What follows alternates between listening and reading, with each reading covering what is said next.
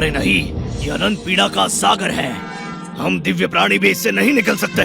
चिंता मत गुरुकुल के आचार्य, आप तो साम्राज्य में सबसे शक्तिशाली है, तो हम जैसे जीवों पर अपना समय क्यों नष्ट कर रहे हैं? मैं अपनी ही इच्छा से यहाँ पर आया हूँ। मैं 10 वर्षों से तपस्या कर रहा था, परंतु ऊर्जा की शुद्धि नहीं कर पा रहा था, इसलिए मुझमें दिव्य परिवर्तन नहीं आया। ऊर्जा की शुद्धि, तपस्या? हम सब दिव्य प्राणी हैं, परंतु आप हमें सरलता से दबाए रखते हैं। आपको क्यों तपस्या करनी पड़ रही है? आप इतने शक्तिशाली हैं। आपने तो अनंत पीड़ा के सागर को भी इस छोटे से तालाब में बदल दिया। मैंने तुम्हें बताया तो था, पर तुम लोगों ने विश्वास ही नहीं किया। जाने दो। अफवाह फैली है कि आप दिव्य प्राणियों का सेवन करते हैं, उनका शिकार करते हैं। हमें बचने के लिए वार करना पड़ेगा। मेरी अग्नि आपको जलाकर राख कर देगी। आचार्य, मृत्यु के लिए तैयार हो जाओ।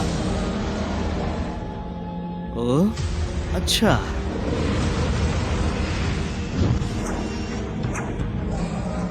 अरे आचार्य ने तो मुझे एक तुच्छ कछुआ बना दिया। मैं तो थक गया। कैसा आदमी है, मछली पकड़ते हुए भी थक गया। छी। आचार्य जी, शिष्य दीक्षा समारोह आधे घंटे में प्रारंभ होगी। राजदूत ने आपको निमंत्रित किया है। ठीक है, मैं देखता हूँ। अवश्य। वैसे आपके जाने से भी क्या होगा? आपके गुरुकुल में तो कोई शिष्य नहीं आने वाला है। आपकी ऊर्जा इतनी कम है, यदि आपके पिताश्री पूर्व सम्राट न होते तो आपको तो निष्कासित कर दिया गया होता। अनंत पीड़ा का सागर? ये छोटा सा तालाब अनंत पीड़ा का सागर है, वो सागर जिससे दिव्य अमर लोग भी पराजित हो जाते हैं। इसकी ऊर्जा सिर्फ प्रथम स्तर पर है, इसको सागर तो मिल ही नहीं सकता। सुनो मित्र, साथ में तपस्या करोगे? बहुत से लोगों के लिए 9वां स्तर आखिरी होता है, पर मैं तो 3000 स्तर पर हूँ।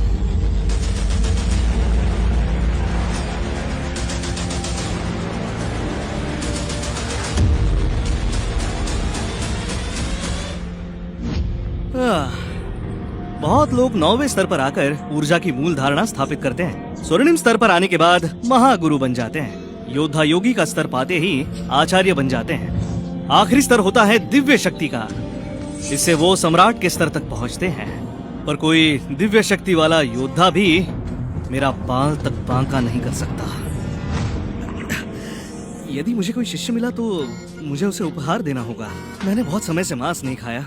आशा करता हूँ जिस छोटी फिनिक्स को मैंने पाला वो अब बड़ी हो गई होगी।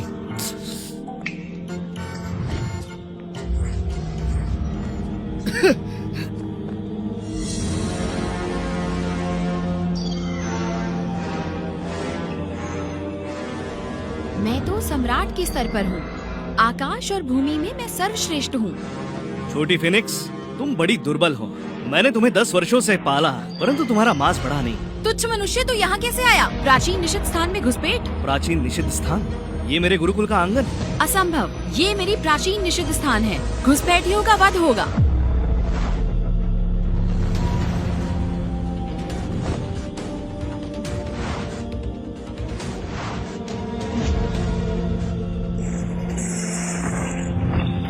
तुमसे निपटने के लिए केवल 2000 ऊर्जा ही पर्याप्त होगी।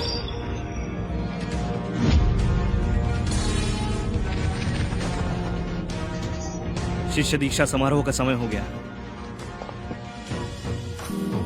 वो देखो, इस वर्ष की सर्वगुण संपन्न शिष्या टेसा लैंग। अद्भुत, इसकी सुंदरता भी अद्भुत है। अति उत्तम। किसने सोचा था कि मैं राजकुमारी टेसा लैंग पुनर्जन्म लूंगी? इस छोटे से साम्राज्य में कोई भी मेरा गुरु बनने के योग्य नहीं। सबको लगता है कि मैं इस समारोह की सबसे योग्य शिष्या हूँ, पर ये नहीं जानते कि ये मेरे गुणों का सिर्फ 10% है।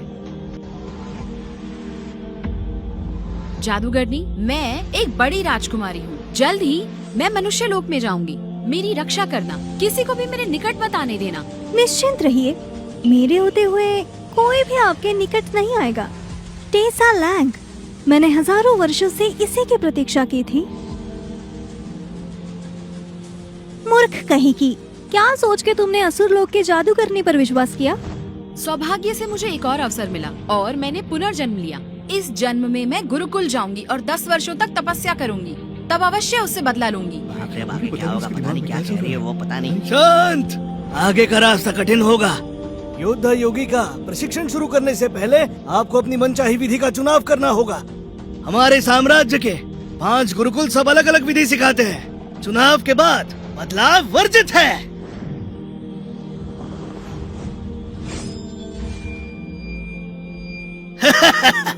शिष्य कैलेब क्लार्क हमारे साम्राज्य के सबसे शक्तिशाली देवशास्त्र गुरुकुल से इस वर्ष सबसे अधिक शिष्य उनके ही पास जाएंगे। वो कौन है और साम्राज्य के राजदूत उसकी प्रशंसा क्यों कर रहे हैं? वो देवशास्त्र गुरुकुल के शिष्य हैं। कैलेब वो छोटे योद्धा योगी कहलाते हैं और वो इस पीढ़ी के सर्वोत्तम शिष्य हैं। उनके चाहने वाले देवशास्त्र गुरुकुल से लेकर पूरे साम्राज्य में फैले हैं। मैंने सुना है कि कैलेब अपने ही गुरुकुल के आचार्य के पुत्र हैं।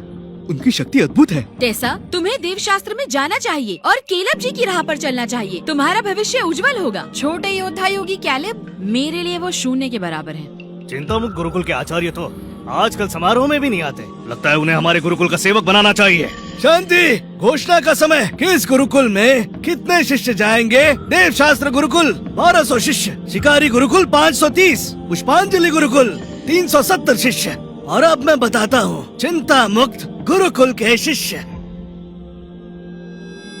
सिर्फ एक।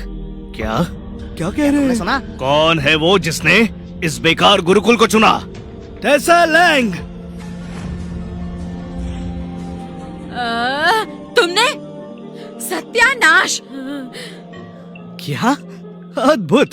आशा नहीं थी कोई मेरे गुरुकुल को चुनेगा। मेरी ऊर्जा शक्ति को कम सोच के सभी मुझे व्यर्थ मानते हैं। तो कहीं ये सुंदर युवती मुझे पसंद तो नहीं करती? टेसा लैंग? ये हम सब में सबसे प्रतिभाशाली हैं। फिर चिंता मुक्त गुरुकुल क्यों? हाँ, यही तो मैं कह रहा हूँ। क्यों? उस गुरुकुल से उसे क्या प्राप्त होगा? टेसा, बुद्धि भ्रष्ट हो गई है क्या? सर्वोत्तम देवशास्त्र गुरुकुल में नहीं जाना तो कोई बात नहीं, पर चिंता मुक्त क्यों? वो तो विनाश की चरम पर है। फिर सोच लो। माँ, मेरे कुछ कारण हैं। देवशास्त्र में बहुत सारे शिष्य हैं। मुझे साधना के लिए एक शांत स्थान चाहिए। चिंता मुक्त में वो है। उसके आचार्य केविन यॉर एक दुर्बल शिक्षक है जो मुझे संभाल नहीं पाएंगे। कोई भी मेरी उन्नति पर नजर नहीं रख पाएगा। आश्चर्य की बात है, इतनी सुंदर युवती को देवशास्त्र गुरुकुल की शिष्य होनी चाहिए। वो प्रतिभाशाली है। हम देवशास्त्र में साथ मिलकर चिंता मुक्त का अंत कर सकते हैं। युवती, चिंता मुक्त के आचार्य एक तुच्छ साधक है। आपका मार्गदर्शन नहीं कर पाएंगे। देवशास्त्र का चुनाव कीजिए। देखो, स्वयं केलब तुम्हें निमंत्रित कर रहे हैं। अरे टेसा, हाँ कर दो ना। निमंत्रण के लिए धन्यवाद, पर मेरा निर्णय अटल है। मुझे चिंता मुक्त में अभ्यास करना है। आप हमारे गुरुकुल का अपमान कर रही हैं। ओए, कैलेब क्लार्क, चिंता मुक्त के शिष्यों से आपकी क्या बराबरी? फीनिक्स को पकड़ने में प्राण ही निकल जाते हैं। हो गया। भाग्यवश मैंने इसकी शक्तियों का नाश किया और उसे मुर्गी बना दिया। अन्यथा यदि ये वास्तविक रूप में होती तो समस्त साम्राज्य भी इसकी शक्ति का सामना न कर पाता। मुर्गी कहाँ गई? अरे नहीं, रुक जा! केविन तो किसी काम का नहीं, एक मुर्गी तक नहीं पकड़ सकता। वो हमारे साम्राज्य पर कलंक है। सही कहा, वो निकम्मा है और अपने पिता के बिना मुझे लगता है वो किसी शिष्य का सेवक भी नहीं बन पाता। पकड़ लिया तुम्हें। अच्छा हुआ जो शक्तियाँ छीन ली थी, अन्यथा अपने वास्तविक रूप में तुम साम्राज्य का विनाश कर देते। आचार्य केविन एक प्राण युद्ध कर रहे हैं, वो भी एक मुर्गी से।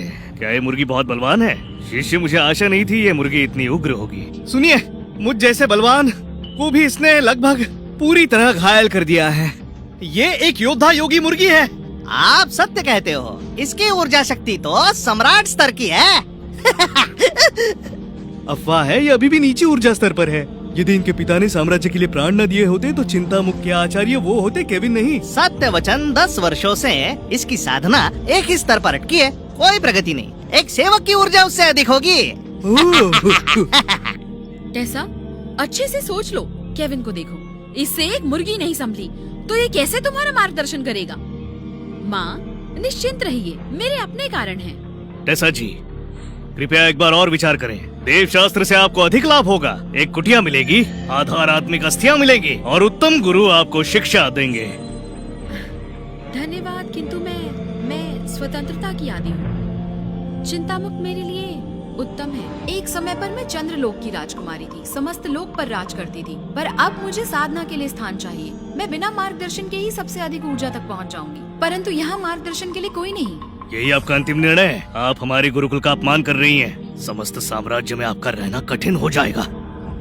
अरे छोड़ो भी। अ, अ, शिष्य, ये सब क्या है? चिंता मुक्त के शिष्य को धमकी? मैं मूल स्थापना के शिखर पर हूँ और आप केवल ऊर्जा की शुद्धि में लगे हैं। आप मेरा सामना कर पाएंगे आचार्य केविन?